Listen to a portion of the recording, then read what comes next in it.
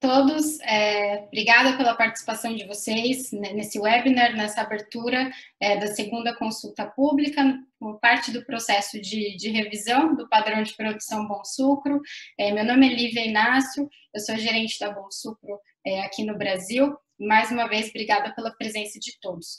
Eu vou passar algumas instruções para vocês, para a logística, né, do nosso webinar. Próximo slide, por favor. Então, a gente está gravando esse painel, essa gravação vai ficar disponível para todos vocês, inclusive os slides, eles serão enviados para todos posteriormente. Nós encorajamos que ao longo da apresentação vocês usem o botão Q&A na barra inferior do Zoom para colocar suas perguntas e comentários, tá? Todas elas vão ser respondidas ao final desse webinar. E a gente tem hoje disponível também a função de interpretação, né, de tradução simultânea do inglês para o português. A partir do momento que eu terminar de falar aqui, eu vou passar a palavra para os meus colegas e a apresentação será conduzida no idioma inglês, tá? Então, vocês podem selecionar o canal de idioma desejado no botão de interpretação ou interpretation, dependendo do seu idioma do Zoom. Thank you very much. So I'm going to hand over now to my colleague, Nicolas Viar. Nicolas, floor is yours. Thank you very much, Lívia, and bom dia a todos. Thank you very much for joining us. A todos, muito obrigado por estarem conosco nesse webinar, na segunda consulta pública para a revisão do padrão de produção Bom Sucro. Hoje, comigo, temos o Nahuel Tunon, que é o gerente de normas Bom Sucro, o Marcelo Pozonski, que é da ProForest, o diretor associado, na segunda fase, então, dessa revisão do padrão, nos dá apoio no grupo de trabalho, e também Marione Lips, aqui, membro do grupo de trabalho de revisão do padrão, também falará conosco no painel seguinte a essa apresentação. Então, hoje é um dia muito importante para nós, porque vamos abrir essa agenda, essa consulta pública. Então, temos aqui essa abertura. Vamos ver a revisão e o apoio que nós temos para essa revisão do padrão. Também vamos dar uma visão geral das mudanças que foram feitas ao padrão desde da primeira consulta pública, e depois vamos ter as perguntas e respostas com o Nahuel, e eu quero que todos fiquem à vontade para fazerem as perguntas que tiverem, usando o botão adequado para isso, na parte inferior da tela. Então, nós tivemos já um webinar em inglês, e dia 14, no dia 15, vamos ter também um espanhol no dia 17 de junho, às 12 horas no horário do Brasil. Então, essa consulta abre então no dia 14 de junho e se encerra no 13 de julho. E assim, os comentários podem ser compartilhados com a Bom Sucro. Por que isso é importante? Porque a Bom Sucro tem esse padrão que foi publicado em 2011. Desde então, nós conduzimos revisões e seguimos o protocolo da ISEAL, de boas práticas, e tudo isso requer a atualização constante dos padrões. Então, agora estamos no processo final dessa revisão, com a constituição do grupo de trabalho, e temos agora a terceira versão preliminar. Então, desde então, o trabalho tem sido conduzido e agora estamos na segunda consulta pública. Estamos próximos ao final, então, nesse processo de revisão, e seus comentários são muito bem-vindos para incluirmos essa versão preliminar. Então, agradecemos muito a sua presença e agora vou passar a palavra ao Marcelo. Marcelo? Thanks, Nicolás. Obrigado, Nicolás. E muito obrigado por me convidarem a apresentar nesse webinar. Eu vou falar em português agora. Bom dia a todos, a todas. Muito obrigado pelo convite em participar desse webinar. E, bom, a ideia é apresentar um pouco dos resultados ou da dimensão, né, da primeira consulta e também falar sobre o processo relacionado à segunda fase, né, a segunda consulta pública. Na primeira consulta, houve, de maneira geral, houve um imenso engajamento, né, de vários atores, várias pessoas interessadas em contribuir com esse processo. Foram, no total, 297 participantes dessa primeira fase e 4.000 comentários individuais recebidos, o que é realmente um número impressionante. Desse total, a maior parte veio da categoria de produtores, né, o que faz todo sentido, considerando que é um processo de revisão de um padrão de produção. Uma parte também um pouco menor, mas representativa, veio da sociedade civil, e depois outros interessados. Um outro número bastante interessante é o número de países que contribuíram com essa consulta, né? 26 ao todo, o que mostra uma grande diversidade, né, de regiões produtoras participando e com interesse nesse processo. Claro que a maior parte desses países está localizado na América Latina, em função também da representatividade dessa região dentro do sistema Bom Sucro, né, de membros que estão presentes na América Latina. Mas também tem uma boa divisão de outras regiões e países que estão distribuídos em praticamente todo o globo, né? Um ponto também um ponto bastante interessante é que um pouco mais da metade dos participantes dessa primeira rodada de consulta pública é composta de membros do Bom Sucro e quase a metade de não membros, o que mostra também um grande interesse em participar da consulta pública, em contribuir com o processo de aprimoramento do padrão de outros atores que não estão necessariamente diretamente ligados com o sistema Bom Sucro. Pode passar para o próximo slide, por favor. Bom, e essa primeira rodada, né, essa primeira consulta pública, ela começou na metade do ano passado e agora nós estamos, depois de um processo de análise, de revisão, de discussão em relação às contribuições, agora a gente parte para a segunda rodada. É claro que o número de comentários, né, que mais uma vez é impressionante, demandou um tempo considerável de análise, né?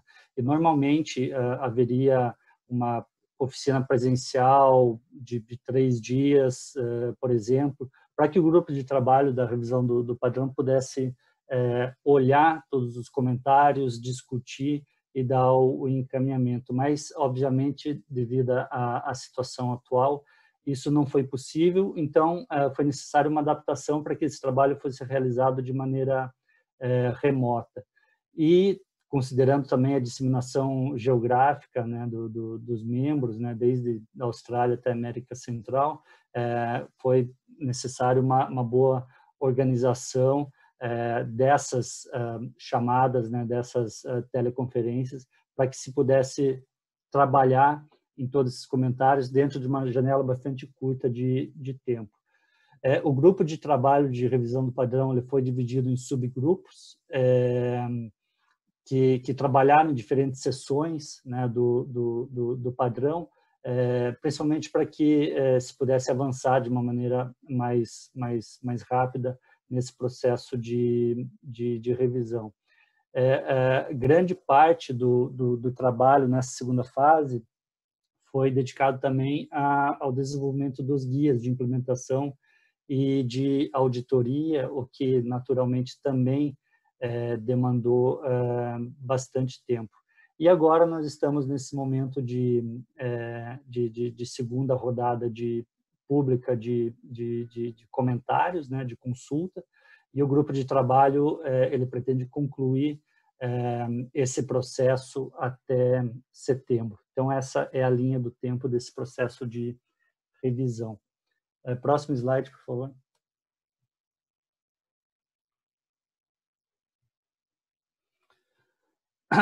E, bom, nesse slide também é possível observar como foi o esforço do grupo de trabalho para que esse processo pudesse ser levado adiante, né? Então, houve uma série de chamadas com o grupo de trabalho completo e também com os diferentes subgrupos. E entre, claro, as chamadas para, né, as teleconferências para discutir os resultados, os inputs que vinham através da contribuição das diversas partes interessadas na consulta. E entre essas chamadas, entre essas teleconferências, havia sempre rodadas de revisão e comentários, né? Muitas vezes isso foi chamado de lição de casa, né? Quer dizer, pegar todo o conteúdo recebido e trabalhar em cima dele, propor edições pelo grupo de trabalho e também por outras pessoas que poderiam contribuir com esse processo, até se chegar numa revisão ou numa redação final acordada dos itens do padrão que receberam contribuições, sugestões ou questionamentos, enfim. E todo esse trabalho, ele significou mais de 30 versões dos documentos, né? Ao passo que o processo ia encaminhando, novas versões iam sendo geradas, tanto versões que tinham princípios em separado, como versões né, rascunho do padrão como um todo. Então, realmente um trabalho muito grande, impressionante, que demandou muita coordenação e empenho por parte do grupo. Próximo, por favor. Para dar uma visão geral, né, de como isso aconteceu na prática, quais foram as ferramentas, claro que aqui não é possível olhar em detalhes, né, mas para ver principalmente as ferramentas ou os formatos utilizados dentro desse processo de revisão, né. No canto superior esquerdo, por exemplo, nós podemos ver os documentos da primeira análise de comentários vindos da consulta pública. É uma planilha onde a gente pode ver como cada comentário foi analisado e para que depois os resumos fossem incluídos em um documento Word, que então foi utilizado para reunir o resumo para olhar todos os comentários recebidos em relação a cada indicador. No canto inferior esquerdo é uma imagem de uma das teleconferências, a gente pode ver o pessoal ali bastante animado e engajado, né? Na parte mais central do slide, na parte de cima, é um exemplo de folhas de comentários e revisões, né? Como elas são, como elas foram trabalhadas. Então, os comentários recebidos e como trabalhar nas propostas ou nas definições até que a redação final fosse acordada, aí, utilizando diferentes cores ou diferentes formas de identificação do que já estava definido, do que ainda tinha alguma coisa pendente ou do que precisava ainda ser melhor trabalhado ou discutido. Na parte de baixo, ainda no centro, um documento de trabalho, mostrando um rascunho anterior da norma. Não sei se dá para ver bem as cores, mas tem uma parte em azul que contém a orientação para a implementação, que agora está, ou as orientações para a implementação, né, que agora estão incluídas no documento como um anexo, com links para cada indicador referente, correspondente à orientação. E tem uma parte em verde que mostra o rascunho das orientações para o auditor, que agora estão integradas em um documento separado, que também passará por um processo de consulta em oficinas com organismos de certificação e também vai ser objeto de auditorias piloto ou testes. Então, esses slides só para mostrar um pouco do esforço, da dedicação e do formato, né, da forma de trabalho do grupo encarregado pela revisão do padrão e sempre, claro, com o objetivo de cada vez melhorar mais o padrão de produção e o sistema Bom Sucro como um todo. Eu vou devolver a palavra ao Nicolas. Muito obrigado. Obrigado, Marcelo. Thank you very much. Muito obrigado, Marcelo, por sua apresentação do processo na Proforest.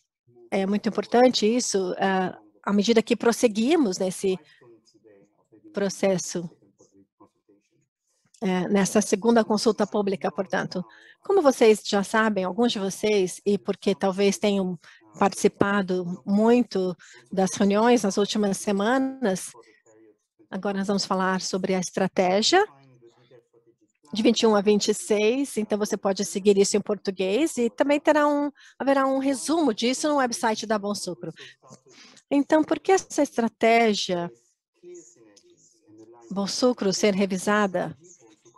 Temos um alinhamento entre essa estratégia, então, que é mudando para melhor, como chamamos, e então esses padrões da Bom Sucro no trabalho em consenso desse grupo de trabalho de revisão do padrão.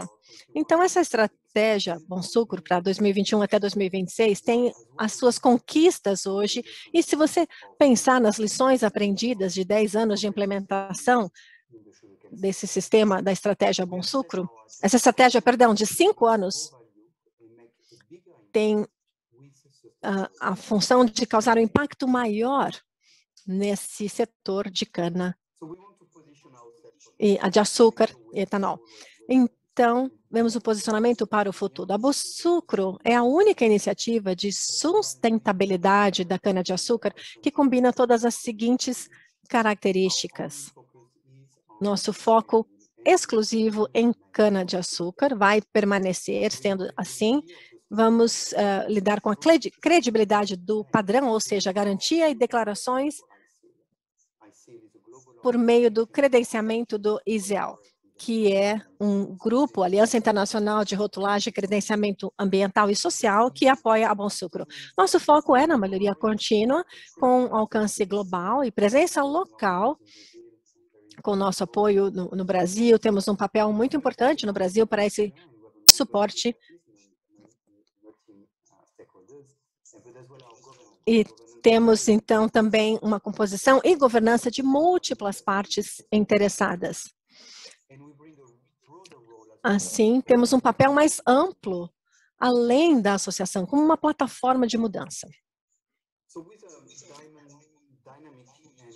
Com essa dinâmica e esse contexto global, então, nós temos um progresso em relação aos objetivos de desenvolvimento sustentáveis e também temos também impulso para um desenvolvimento sustentável ainda mais maior, incluindo o setor de alimentação, de bebidas, combustíveis, de embalagens.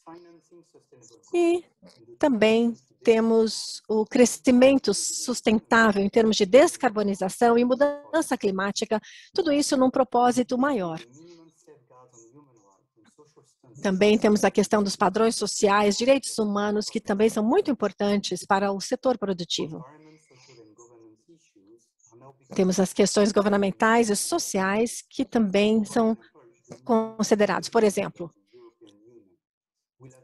os novos padrões da União Europeia, temos que considerar isso. Nesse contexto, nós chegamos às estratégias-chave para nos assegurar que temos relevância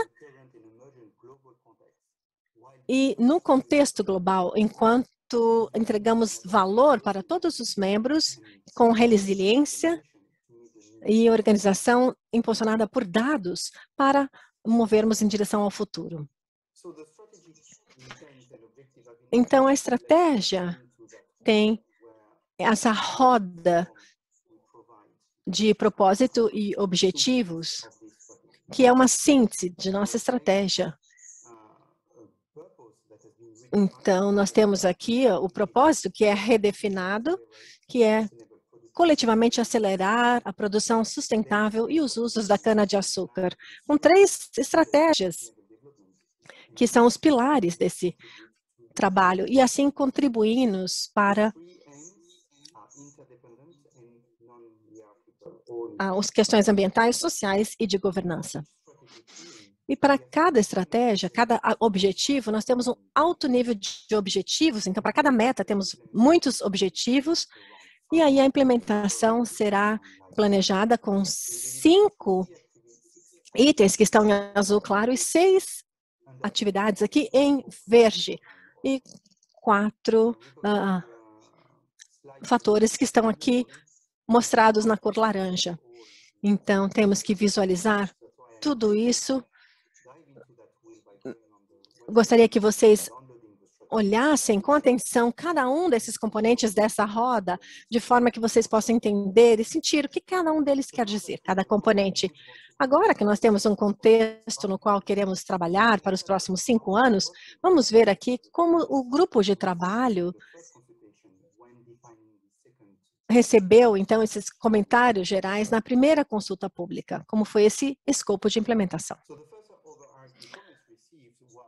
Então, o propósito maior tem a ver com esse escopo. Recebemos os comentários e aí reconhecemos aqui os desafios nessa fase em que tentamos chegar aos produtores, especialmente produtores rurais, aqueles que ainda não estavam engajados no sistema. Então, o grupo de trabalho reconheceu que era preciso ter acesso a diferentes recursos, com diferentes desafios apresentados. Então, usando isso, o grupo de trabalho identificou mecanismos que podíamos usar para passar à frente. Esse mecanismo aqui eram estruturas com prazos nesse cronograma, e assim tínhamos essa cronograma para chegarmos às nossas metas. Vamos dizer, podíamos definir 2 anos, 10 anos, as coisas que têm que mudar, as coisas que... E o propósito aqui não era tanto como isso for implementado em termos da certificação, mas sim também como os operadores planejam o futuro e como tem esse compromisso com esse processo como um todo. E se nós falarmos sobre o papel da auditoria aqui, é verificar que cada operador esteja em conformidade com o que seja necessário. A auditoria não vai ver toda a área dos fornecedores. A expectativa não é que haja conformidade 100% em todos os produtores rurais, porque o foco aqui será nas ações que os operadores podem tomar para encorajar os produtores independentes a melhorarem. Então, em termos de operadores, podemos reconhecer que isso é muito similar ao que nós tínhamos, essa questão dos direitos. Então, temos aqui uma questão de implementação do plano de ação, do que nós planejamos fazer para estarmos em conformidade. Esse plano é definido pelos operadores, com seus objetivos e planos próprios.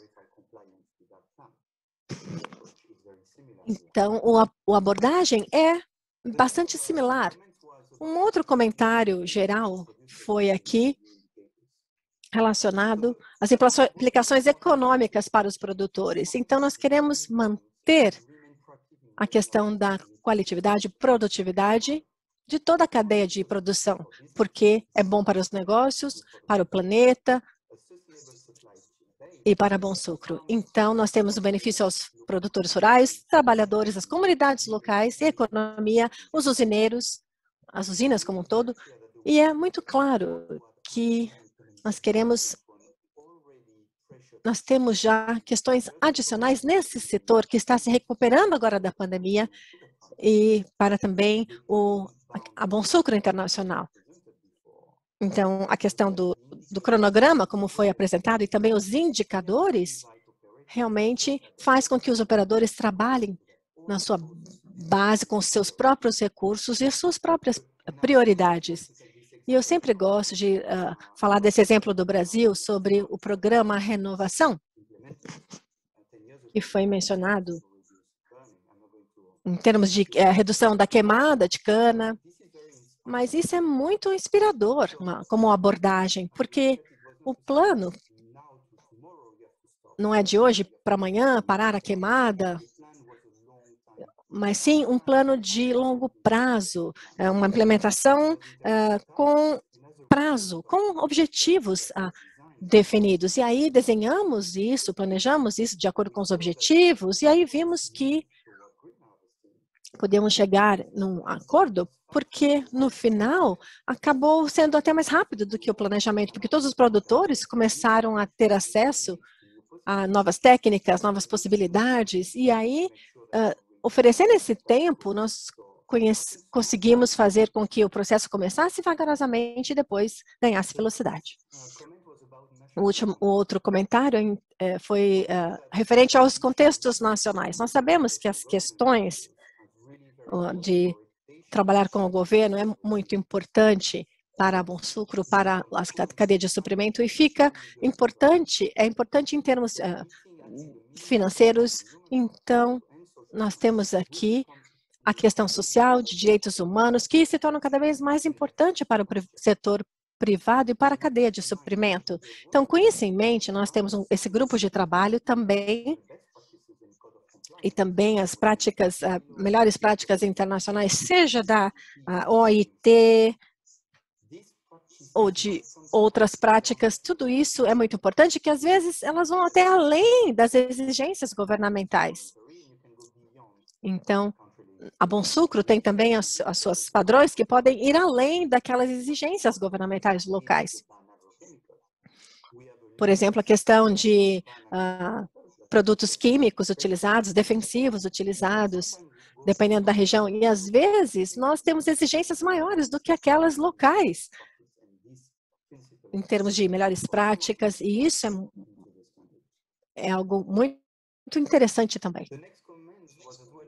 O próximo comentário foi questão da falta de orientações. Se você participou da primeira contribuição, da primeira consulta, esse comentário foi recebido. E isso tem, na verdade, uma relação com o desenvolvimento, então, de orientações, né, que tem a ver com os grupos de trabalho, em questão da sustentabilidade. Então, como prover essa orientação com conteúdo rico para as questões dos padrões e também com dicas e sugestões quando trabalhamos em direção à conformidade? Esse guia é só para informação, não é parte do processo de certificação. Esperamos que o grupo de trabalho use isso como uma fonte de conhecimento e apoio, suporte, para implementarmos todo o sistema. Um outro comentário geral tinha a ver com o salário mínimo digno. Então, essa questão do salário de bem-estar e a atenção a isso é muito importante. Temos esse conceito, então, de salário de bem-estar, que é muito importante na sua implementação. Mas precisamos nos assegurar de que o grupo de trabalho não espere que o salário de bem-estar seja implementado totalmente agora, imediatamente, e sim que seja feito de forma escalonada, vai levar tempo e esforços, de forma estruturada. E temos, então, uma implementação gradual. E os indicadores falam que os operadores vão ter uma redução da lacuna, do intervalo, da diferença entre salários em 5% em 3 anos e 10% nos próximos 3 anos seguintes. Isso não vai ser feito isoladamente, isso é parte de uma estratégia. Então, o Bonsucro tem esse compromisso de trabalhar com toda a cadeia de suprimento para melhorar essa questão do salário mínimo digno. E esse indicador não vai afetar o plano geral da Bonsucro. Um outro comentário, então, aqui foi sobre a jornada de trabalho. Sabemos que a jornada de trabalho pode ser algo bastante que demanda muito dos empregados e as condições de trabalho também são importantes. Então, precisamos ver aqui, analisar essa jornada de trabalho de acordo com as orientações da OIT e a questão da produtividade. Então, nós temos que trabalhar para que tenhamos um cuidado especial com os trabalhadores que têm condições de trabalho diferentes, melhores ou não.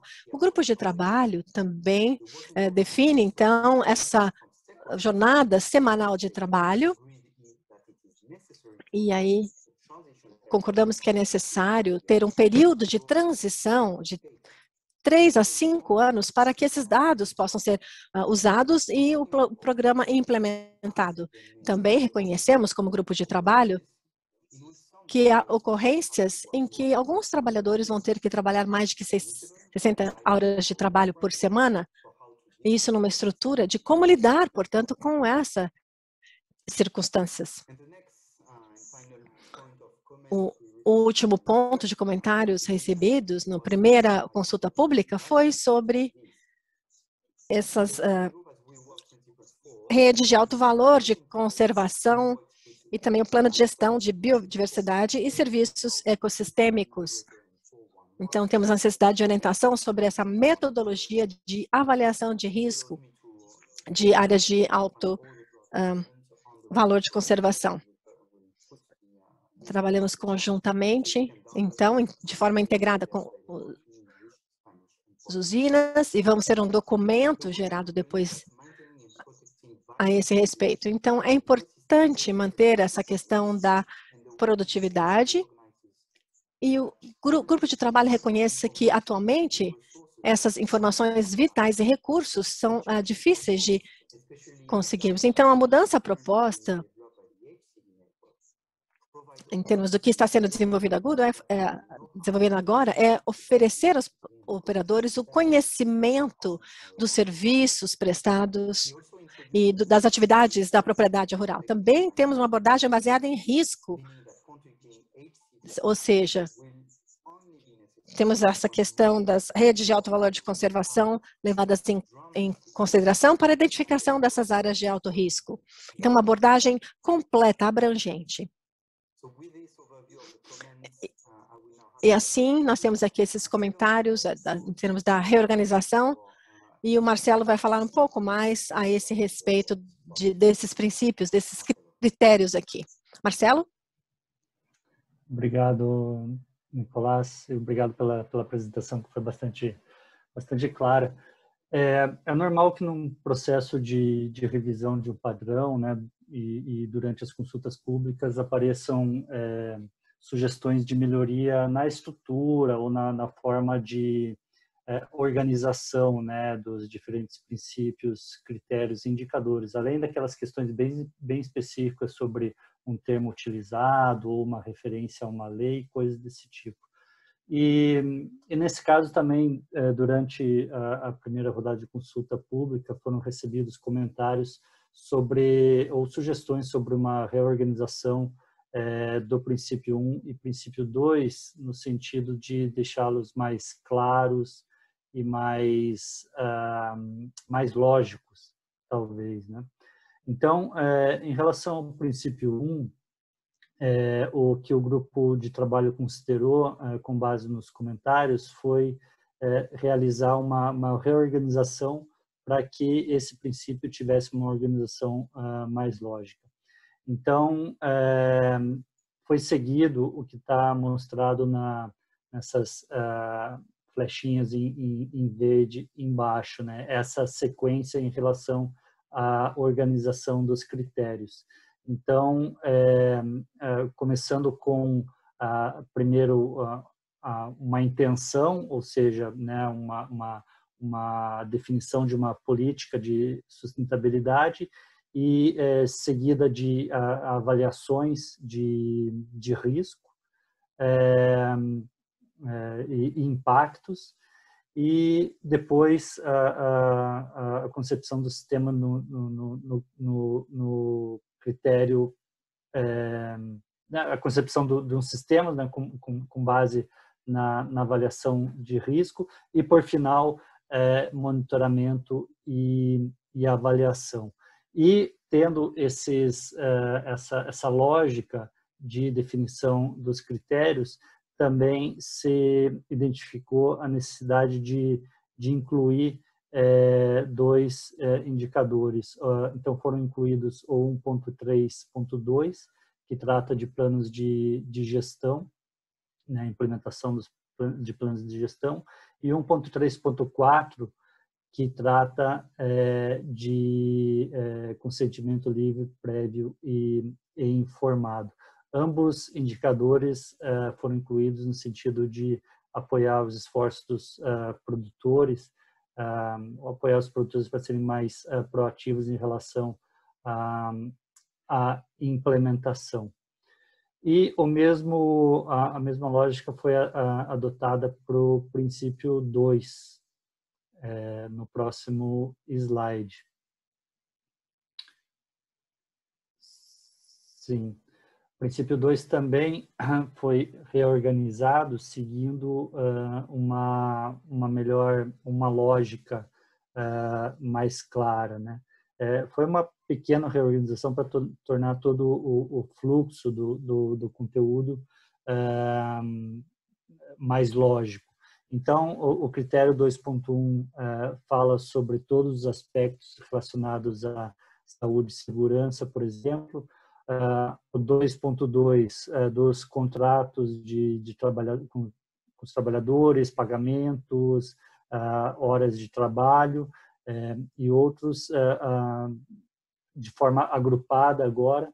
O 2.3 ele foca em boas práticas, né, do ambiente de trabalho, ou de um bom ambiente de trabalho como um todo.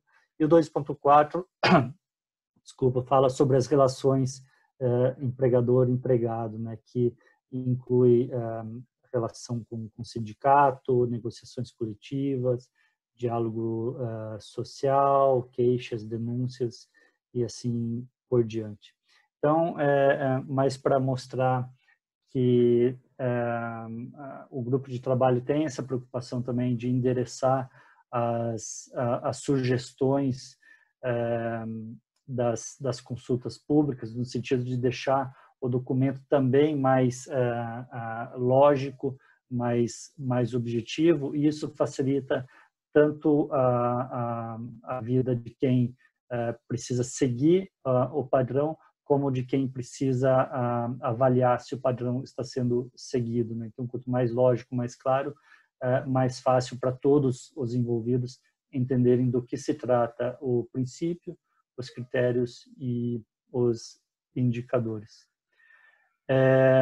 Eu vou parar por aqui. Eu acho que agora a gente passa para nosso painel de discussões.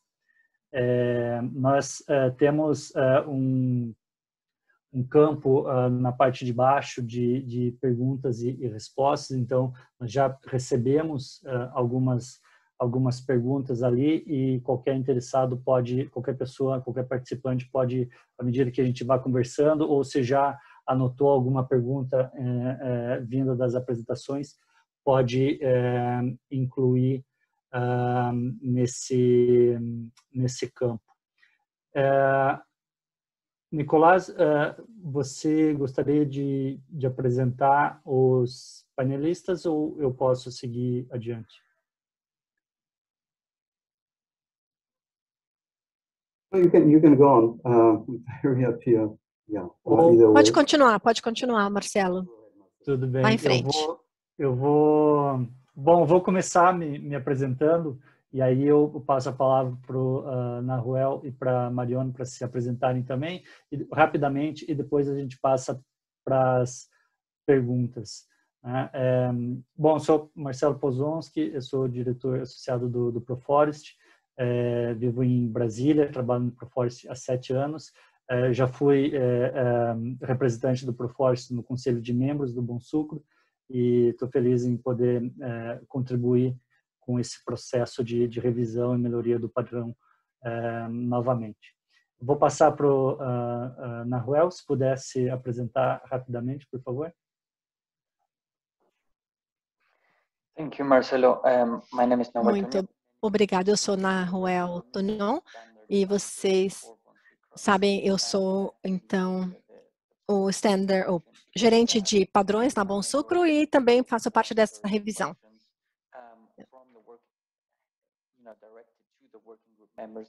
Também respondo as questões referentes ao grupo de trabalho e vamos fazer isso hoje aqui também, respondendo essas perguntas. Obrigado. Muito obrigado, Nahuel. Marion, por favor. Thank you. Bom dia, tarde. Muito obrigado a Bom Sucro e a vocês pela oportunidade de estar aqui e explicar as indicadores do standard. I'm a member of the Technical Advisory Board and also have been Sou membro do comitê técnico e também do grupo de trabalho SRWG na segunda fase de consulta pública.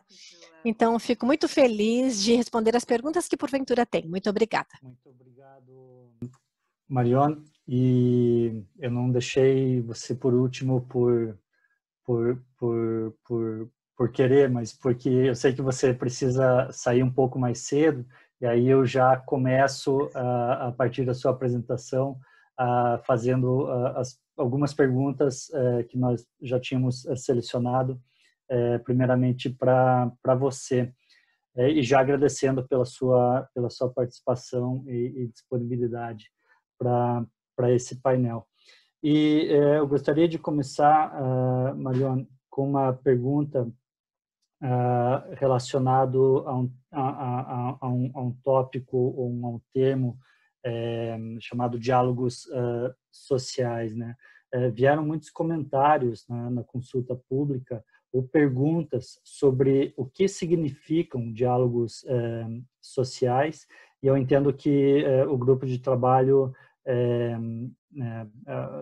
se debruçou sobre o tema, tentando definir ou criar algumas orientações relativas a esse tópico. Você poderia compartilhar um pouco com a gente de como isso aconteceu, o que foi discutido e o que exatamente significa diálogo social?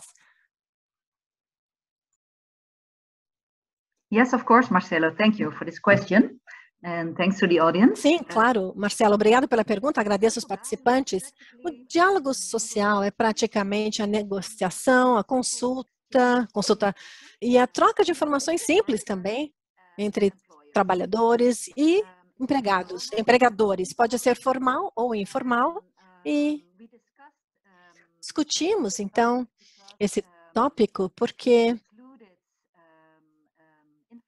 ele é incluído, né, no padrão e tem que ser agora mais desenvolvido. O diálogo social é agora mencionado no indicador, na liberdade de associação, de organização para os funcionários, e é um pré-requisito para sermos capazes de ter uma negociação, por exemplo, acordos de pedidos coletivos, requisições coletivas. Então, agora também incluímos um indicador a mais no diálogo social, que é ressaltar o envolvimento dos empregados nos indicadores monetários, em termos de trabalho infantil, trabalho forçado, e as condições para os cortadores de cana.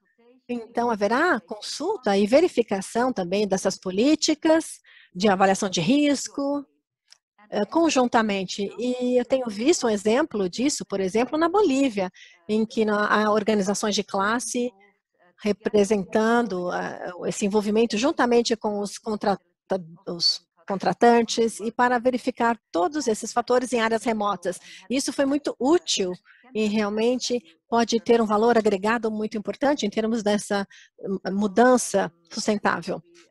É isso que nós, então, chamamos de diálogo social e esperamos que vá acontecer. Muito obrigado, ficou bastante claro. Outra pergunta? Estou falando inglês, devo falar português. Outra pergunta, Marion, sobre salário digno. Nós sabemos que também foram muitos muitas perguntas, muitos comentários relacionados a esse tema.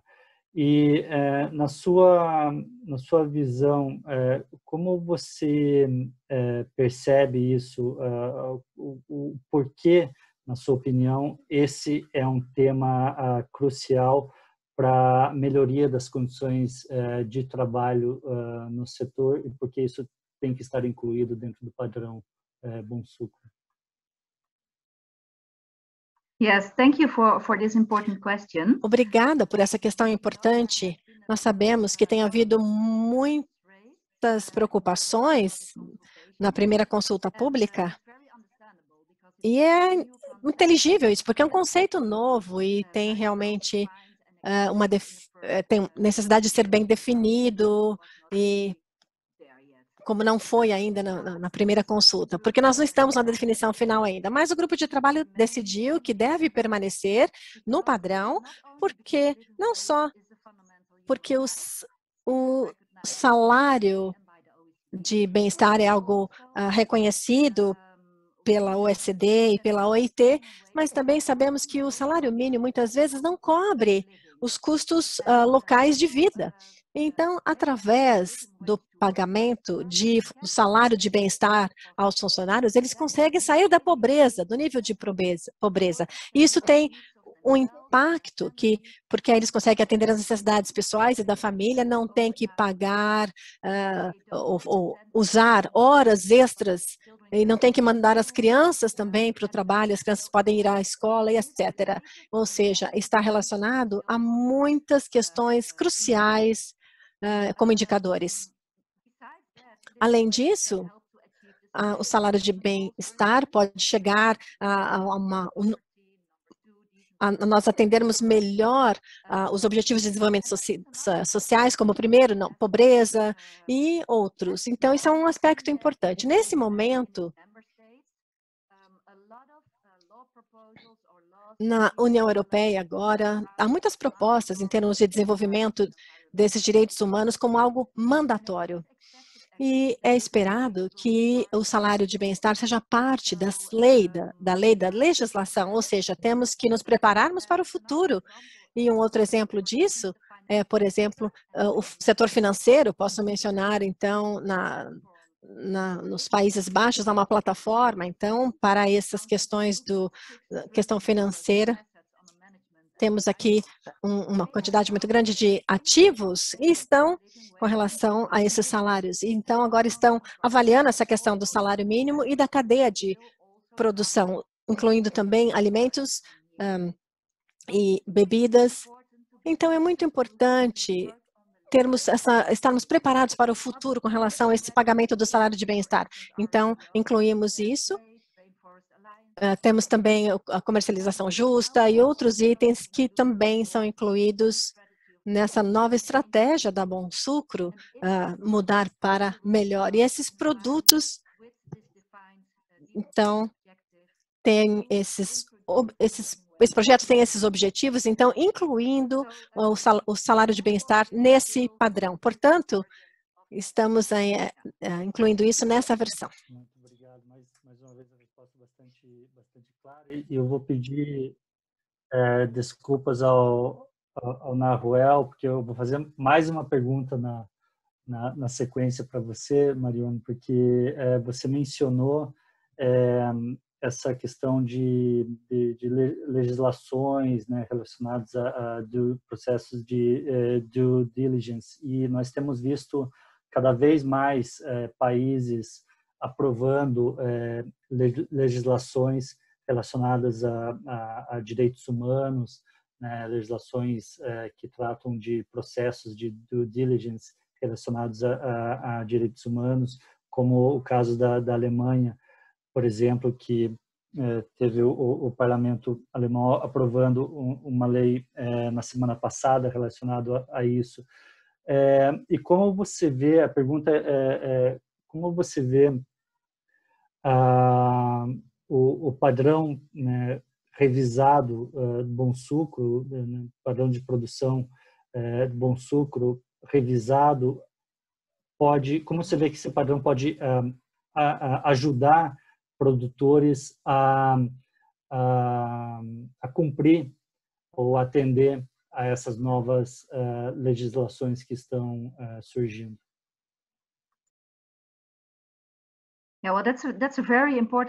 Essa é uma importante questão, uma questão muito boa, não só na Alemanha, mas e na França também. Em 2017 adotou essa questão nos Países Baixos também.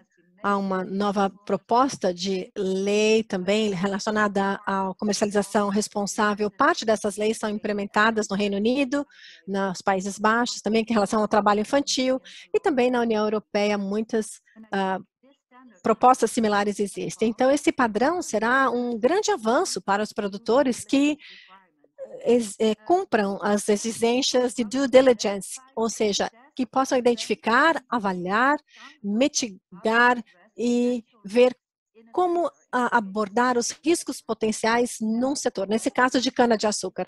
E o padrão atual está estruturado e modelado para fazer isso de uma forma guiada, orientada. Então, estar de acordo com o padrão é estar de acordo com as exigências da OIT, com o diálogo social e também a questão dos direitos humanos, os direitos dos indígenas, povos indígenas, questões de saúde. Claro que todos os aspectos ambientais do padrão também serão incluídos nessas leis de due diligence mandatórias. E há realmente uma oportunidade, ou seja, temos que ver como tudo isso será implementado, mas estar em conformidade com esse padrão e com essas leis de due diligence é o que será importante. E para terminar, antes de eu ter que ir, porque eu vi uma preocupação expressada com relação ao salário de bem-estar que eu mencionei. Alguém perguntou como é que nós definimos, então, esse salário de bem-estar, porque é muito complicado, pode ser difícil. E é uma das questões importantes também, nossas preocupações, porque que nós notamos no nosso grupo de trabalho da Bom Sucro, porque a Bom Sucro vai ter um valor de referência que seja válido para uma região específica, um setor específico. Então, o que nós precisamos fazer é definir os salários que estão sendo pagos, e aí com o nosso valor de referência proposto, e aí essa lacuna, essa diferença vai ser definida. Não é muito complicado, e é claro que nós podemos oferecer apoio para isso, mas essa diferença tem que ser definida, e um plano de ação tem que ser definido também para como eliminar essa diferença nos próximos anos. Então, é algo que é bastante viável de ser feito, é bastante prático. É claro que há também o pessoal que saiu na frente, membros do Bom Sucro, que nós podemos seguir, como a Unilever, que definiu que até 2023 o salário de bem-estar tem que ser pago para todos os funcionários. Então, com nova orientação nesse setor, vamos fazer com que as coisas fiquem muito mais claras. Sim, esperamos que isso ajude. Obrigada. Muito obrigado, Mariana. E obrigado por ter já respondido essa pergunta, que seria realmente a minha última para você, que eu já tinha identificado no chat. E muito obrigado pela participação e pelas respostas bastante claras. Você acho que ainda tem alguns minutos. Fique à vontade. Nahuel, finalmente a sua vez. Desculpe, mas realmente a gente queria aproveitar todo o tempo possível disponível da Marione para as perguntas. E uma pergunta que eu gostaria de fazer a você como começo de conversa é sobre a questão de horas máximas de trabalho, né? Desse indicador relacionado às horas de trabalho. Vieram muitas preocupações sobre isso na primeira rodada de consulta pública, e eu entendo que o grupo de trabalho também se dedicou a esclarecer mais esse indicador e considerar todas as preocupações vindas da consulta, né? Você poderia elaborar um pouco ou explicar como esse processo aconteceu, por favor? Yes. So, as many of you know, in the first Como draft, muitos de vocês sabem, na primeira consulta pública, no padrão atual, começamos então com esse parâmetro que tinha a ver com a carga horária de trabalho, com o máximo de horas definido por cada uma das legislações nacionais. E se a legislação não tivesse um número máximo como referência, então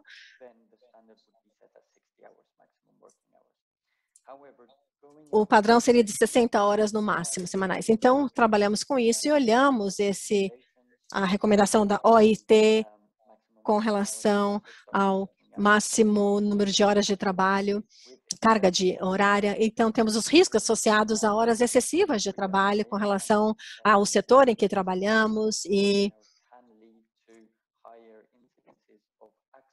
então, em termos de redução de número de acidentes ou de fadiga, e também reduzir a qualidade de vida dos operários. Então, o grupo de trabalho decidiu esse número máximo em 60 por semana, 60 horas por semana. Entretanto, ainda há um reconhecimento de que alguma flexibilidade é necessária. Então, às vezes, essas ocorrências podem, alguns trabalhadores podem passar de 60 horas em casos especiais ou no caso de uma emergência.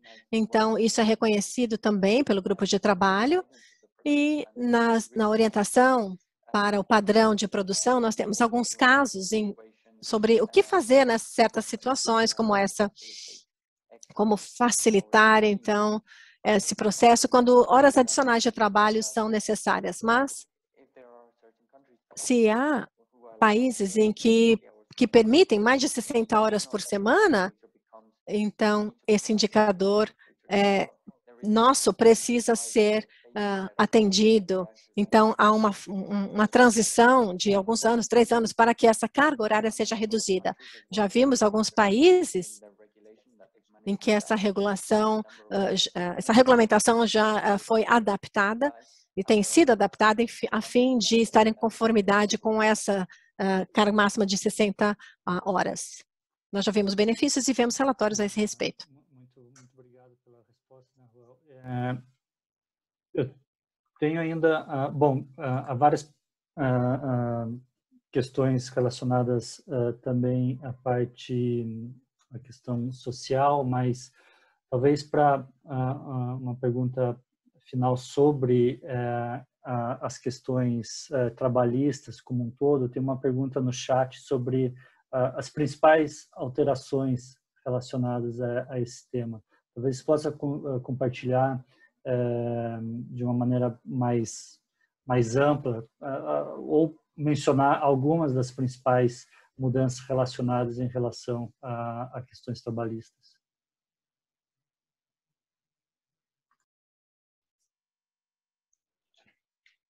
Sorry, working conditions? Can you expand a little bit the question? Pode explicar um pouquinho a questão? Essas questões trabalhistas, o que você quer dizer? A pergunta é relacionada a...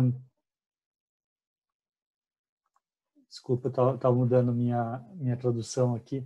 A pergunta é relacionada às principais mudanças no padrão em relação a qualquer tipo de relação trabalhista, o direito dos trabalhadores. Está relacionado a working hours, a horas trabalhadas, a salário digno, mas vai além, vai em relação a qualquer coisa relacionada a direitos dos trabalhadores, saúde e segurança, qualquer coisa relacionada ao trabalho, quais foram os principais tópicos ou as alterações mais significativas, digamos assim. Okay, yes, thank you very much. So first of all, I think há várias mudanças. Em primeiro lugar, questões sociais, acho que é importante falar que a base permanece daquele padrão sem nenhuma mudança tão significativa, a não ser aquelas que a Mariana levantou sobre a questão da carga horária de trabalho e o salário de bem-estar, que são itens novos. Os outros itens permanecem ainda, temos a questão da saúde e segurança ainda em vigor, com pequenas mudanças, talvez, em saúde e segurança, nos planos de gestão de saúde e segurança, que temos que levar em consideração a questão ambiental e suas condições ambientais, e também os esforços de mitigação. Além disso, há um novo indicador também, em termos da discriminação, não é? Que nós queremos trabalhar como foco em termos de igualdade de gênero, para nos assegurarmos de que não haja nenhuma questão deixada de lado em termos de discriminação entre gêneros. Ok, muito obrigado. Bom, mudando um pouco agora de direção e tratando um pouco mais das questões ambientais na Ruel. Um ponto que é bastante importante no padrão é relacionado às áreas de altos valores de conservação. E nós sabemos que as avaliações de HCV, de altos valores de conservação, são muitas vezes bastante custosas, né? Bastante caras. Como a metodologia que está sendo proposta considera esses custos?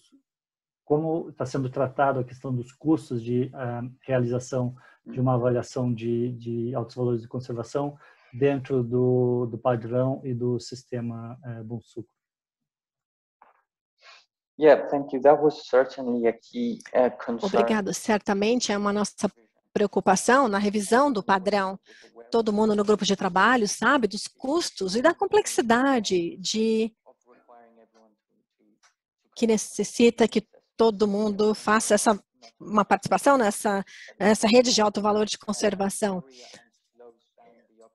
Então, isso às vezes pode lentificar a adoção do padrão, mas é importante porque há maiores práticas de conservação incluídas. Então, ao revisarmos esse padrão, uma das principais coisas que tentamos fazer era ver como oferecer orientação suficiente ou estabelecer os requisitos de uma forma que os produtores rurais pudessem ter essa conformidade com seus próprios recursos, sem precisar de especialistas externos. Por exemplo, em termos de biodiversidade de ecossistemas, planejamento de manejo, nós basicamente, acho que é o critério 1.2, essa exigência diz que você tem que mapear essa biodiversidade no biossistema na área do fornecedor e encorajar os produtores independentes fora da sua influência direta a adotarem isso também. Nós estamos falando de áreas externas de HCV, mas estamos trabalhando com essa rede, então, de AVC para desenvolver sistemas de orientação adaptados localmente, que vai ajudar os produtores a identificarem os serviços-chave nesse campo, que podem, então, ser feitos com informação que sejam disponibilizadas gratuitamente e também podemos ajudar os produtores a como fazer esse mapeamento e torná-lo ou transformá-lo em ações que levam a resultados e que podem ser utilizadas para manter essa biodiversidade.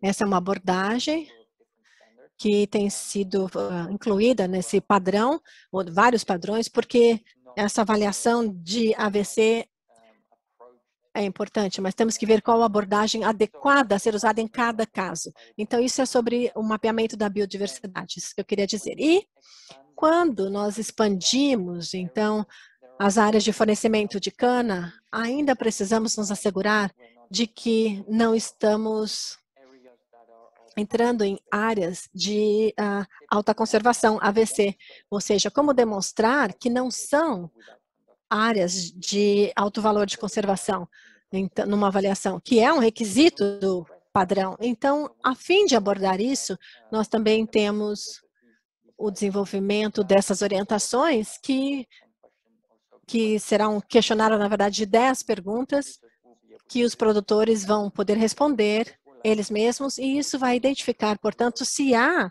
um risco alto ou baixo de abordar ou incluir uma área de alto valor de conservação. Se for um baixo risco de inclusão dessa área, então não há necessidade de nenhuma avaliação adicional. Agora, se houver um risco médio de incluir essa área de alto valor de conservação, então precisaríamos de uma avaliação, talvez por especialistas, talvez não uma auditoria. Agora, as áreas de alto risco, só nesses casos é que nós precisaríamos realmente de uma avaliação completa dessas áreas de alto valor de conservação.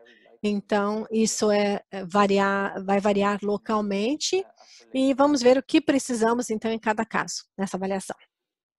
Bem, muito obrigado. Uma outra pergunta, na verdade, eu vou tentar juntar duas perguntas em uma. Uma delas vem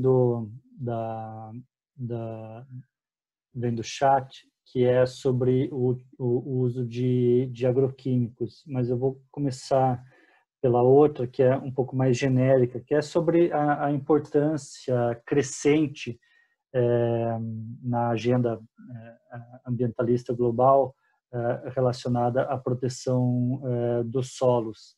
A gente entende que o grupo de trabalho também dedicou um tempo para pesquisar mais, para entender melhor essa questão e para propor indicadores revisados relacionados à conservação do solo. E linkando com a pergunta aqui do chat, sobre agroquímicos, né? Há um limite estipulado de 5 quilogramas por hectare para agroquímicos, e a pergunta é se isso vai continuar sendo core, se esse indicador continuará sendo core, e se sim, o porquê, dado que né, há várias questões relacionadas Foi muito bom que você mencionou isso,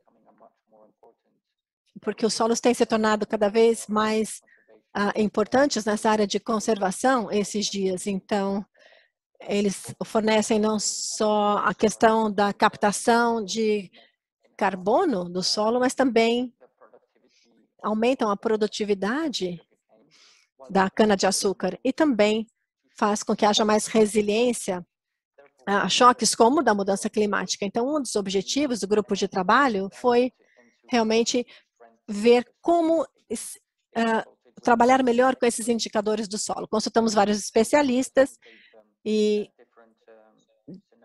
tivemos diferentes cenários avaliados para serem incorporados no nosso padrão. E vocês podem ver, então, nesse padrão, os indicadores de que estamos falando. Mas para responder a sua pergunta, em termos dessa ingrediente ativo, essa questão permanece a mesma. Esse indicador foi uma das coisas-chave na revisão do padrão que queríamos mudar. Isso foi estabilizado em 2011, afinal, e com relação às orientações do solo naquele momento. Mas temos esses desafios ainda mantidos e é difícil manter um limite aceitável globalmente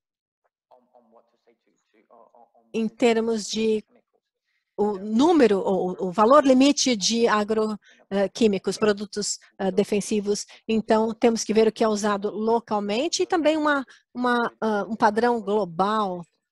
Então, a Bonsucro está muito interessada em continuar a explorar essa área, e se alguém tiver alguma ideia, uma abordagem, uma metodologia, nós ficaríamos muito felizes em discutir a respeito. Muito obrigado, Nahuel. E seguindo nessa linha de questões relacionadas a meio ambiente, mas ligadas à produção, muitos comentários ou muitas questões que foram observadas na consulta pública estão relacionadas à água, ao manejo, à conservação da água como algo de grande relevância para vários atores de diversas regiões. Como o grupo de trabalho considerou esses comentários, essas questões, e o que foi feito para aprimorar os indicadores relacionados à conservação e manejo da água? Sure. So in the current standard, the approaches Atualmente, a abordagem nos leva a medir a eficácia do sistema de irrigação ou também usamos a água utilizada, avaliando a produtividade obtida com ela. Então, um objetivo importante, um passo importante que temos que tomar tem a ver com locais em que temos que ver a água numa questão muito além da área de captação ou da paisagem da área como um todo. Ou seja, nós tivemos uma consultoria com especialistas que trabalham com esse armazenamento de água e a recomendação foi que o mais importante em termos de ação é tentar trabalhar colaborativamente com outros usuários de água, outras instituições trabalhando com a água e em termos de criar uma conservação da bacia hidrográfica melhor como um todo, nessa escala. Assim, a exigência seria que você tenha um entendimento da água na área de captação que você usa, com o que conta, e também como usa essa água, esses recursos hídricos, e também minimizar o impacto e ver a questão da demanda. E, finalmente, também trabalhamos em termos do trabalho de outras instituições, que podem ser instituições públicas ou outras, ver como elas estão trabalhando, instituições privadas também. E daí, sim, estamos, na verdade, promovendo ação colaborativa nesse sentido. Obrigado. Realmente a questão de água é, assim como a de solo, né, mas principalmente de água tem se tornado cada vez mais importante, né, visto as questões de mudança climática, as secas severas e prolongadas que estão cada vez mais frequentes. Um outro ponto que eu gostaria talvez até já foi mencionado pelo Nicolás, que eu gostaria de perguntar, que está aqui no chat, é sobre uma complexidade em se atender o indicador relacionado à expansão das áreas certificadas, que exigiria a contratação de consultorias e aprimoramento do processo para acesso aos dados desses fornecedores que estão fora do escopo de certificação, digamos assim, e que acarretaria num custo elevado. Há algum plano para que empresas, né, usinas já certificadas possam se adequar a essa mudança?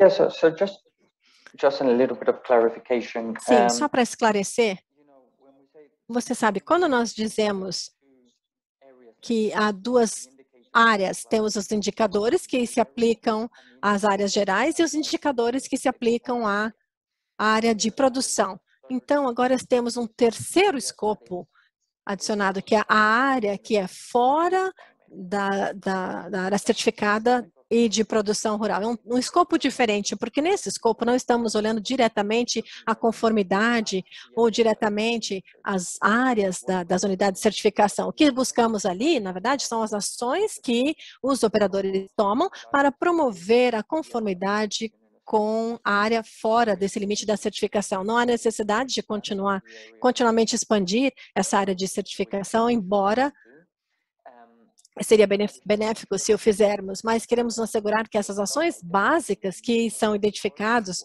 por você mesmo e com o que você trabalha são levadas em consideração também. Então, reconhecemos isso e sabemos que isso leva muito tempo e também é muito oneroso, então as exigências são feitas por, na verdade, a sua definição de objetivos, metas, e aí você trabalha por si só nos seus próprios objetivos.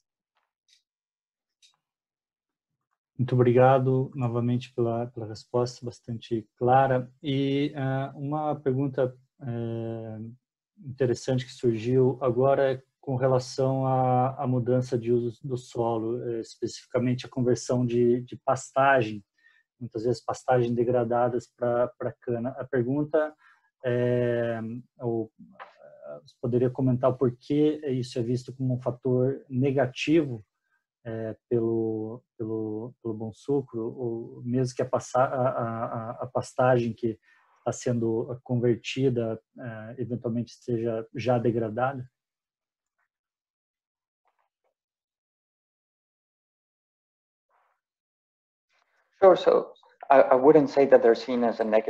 Eu não acho que é algo visto como negativo para Bom Sucro. Certamente não é algo que a Bom Sucro possa evitar, mas as exigências são, antes de qualquer conversão, temos que fazer uma avaliação do impacto ambiental, de acordo com a legislação nacional também, e certamente na Bom Sucro, nós temos o método, os cálculos que consideram as mudanças em a emissão de gases de efeito estufa, resultado dessa conversão do uso da terra. Então, isso talvez seja algo negativo. Em termos da metodologia, nós fizemos uma alteração da metodologia com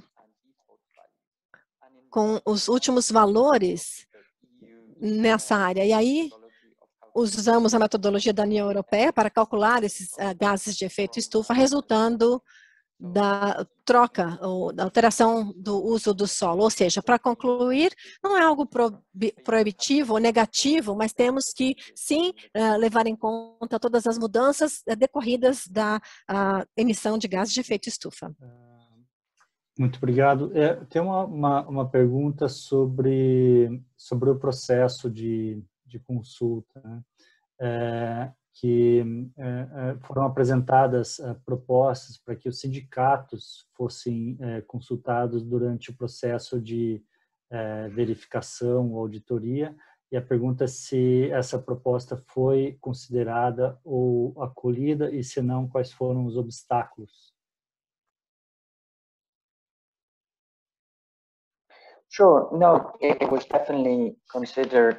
Sim, consideramos e implementamos.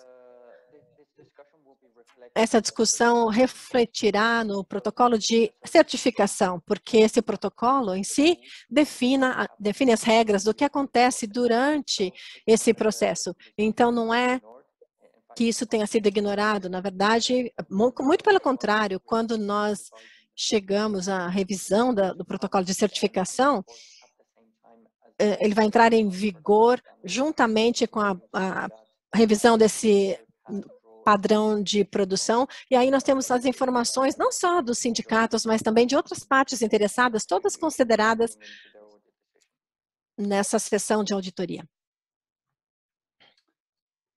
Ok, obrigado, Nahuel. Tem uma pergunta, eu não sei se talvez eu não tenha entendido direito, mas talvez você possa me ajudar, Nahuel. É o seguinte, para que você coloque de maneira mais clara a questão do indicador relacionado à pesquisa e desenvolvimento, que foi atualizado e agora se concentra no desenvolvimento de um plano que descreve sua abordagem e objetivos de pesquisa e desenvolvimento. Acho que é mais para esclarecer melhor qual foi essa mudança e o porquê da mudança. Yeah, sure. So, Claro. not only during this, Então, não só durante essa consulta pública, mas mesmo antes dessa consulta pública, nós tivemos muitas perguntas e participação dos produtores dizendo que queriam 0,5% de dedicação à pesquisa e desenvolvimento. É muito complicado. Eles queriam, estavam tentando alterar os números, né, nesse indicador de alguma forma. Então, nós ouvimos os produtores e nós dissemos, olha, talvez tenhamos que tentar mudar isso num valor, não o valor numérico. Em vez disso, temos que conduzir pesquisa e desenvolvimento em planos em que você defina, por exemplo, qual a sua intenção em promover inovação na sua organização. Por exemplo, eu vou ter tantas variedades para o desenvolvimento interno de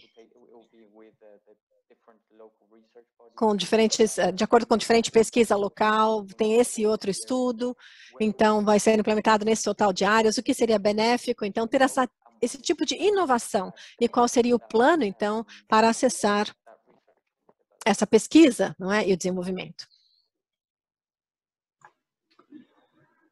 Muito bem, muito obrigado. É muito bom quando nós temos um painel que surgem várias perguntas para os painelistas, né? Isso demonstra bastante interesse no tema. E é melhor ainda quando a gente tem tempo para responder a todas as perguntas durante o painel, que é o que aconteceu agora. Eu não sei se a gente ainda tem tempo para alguma discussão a mais ou alguma pergunta que ainda não tenha sido colocado aqui eu falei chat, né, mas aqui na sessão de perguntas e respostas. Apareceu mais uma agora, se me permite, Nahuel, acho que a gente tem alguns minutos ainda. Eu vou fazê-la, depois, talvez com uma última pergunta, para que a gente possa passar para o encerramento e próximos passos. Que é o seguinte, quando fazendo uma auditoria Bonsucro, onde houve mudança de uso do solo e o indicador 6 fica não conforme, existe alguma possibilidade de plano de ação além da exclusão das áreas de escopo? No caso, Bonsucro EU.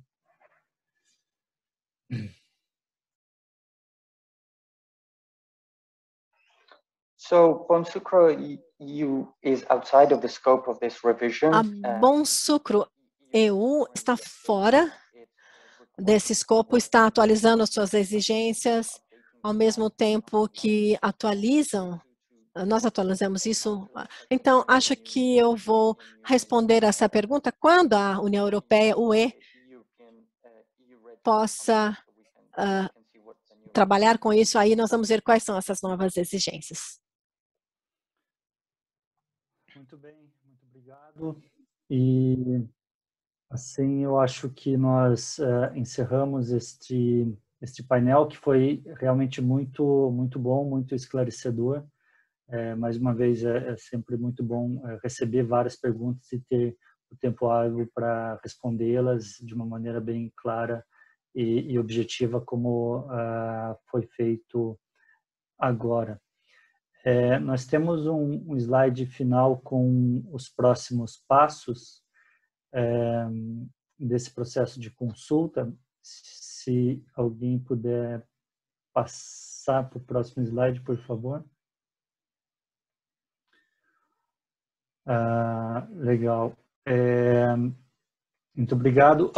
Bom, então, dando seguimento, né, esse processo de consulta, a segunda fase vai ser realizada entre 14, né, já iniciou, e 13 de julho. O draft do padrão de produção versão 5.7 e o resumo das alterações estão disponíveis em inglês, espanhol e português. Somente serão considerados comentários recebidos por meio da pesquisa, por meio da consulta online, que também está disponível em inglês, espanhol e em português. Vocês podem ver o link aqui no slide e buscar isso no site da Bonsucro também. E qualquer dúvida sobre o processo, por favor, encaminhe para o Nahuel. Também vocês podem ver o e-mail dele neste slide. E com isso, eu acho que nós encerramos. Eu vou passar a palavra agora para Nicolás, talvez, Olivia, para encerramento. Muito obrigado de qualquer forma. Thank you very much, Marcelo. Muito obrigado, Marcelo. Obrigado também a Nahuel. Eu acho que ele saiu daqui, se desconectou.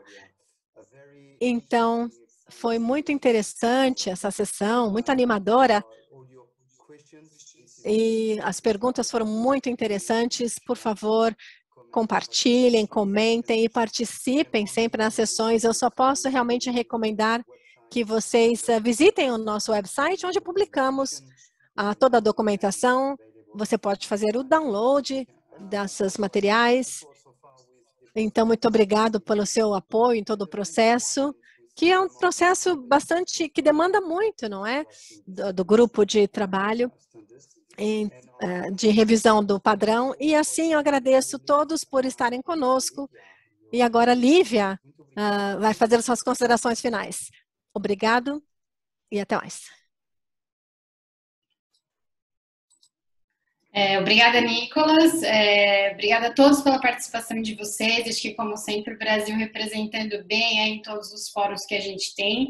Encorajo fortemente que vocês acessem a pesquisa, leiam os materiais. A gente fica à disposição para discutir um pouco mais e dar força aí para a representatividade do Brasil nessa consulta pública. Tá bom? Muito obrigada a todos e um bom resto de semana.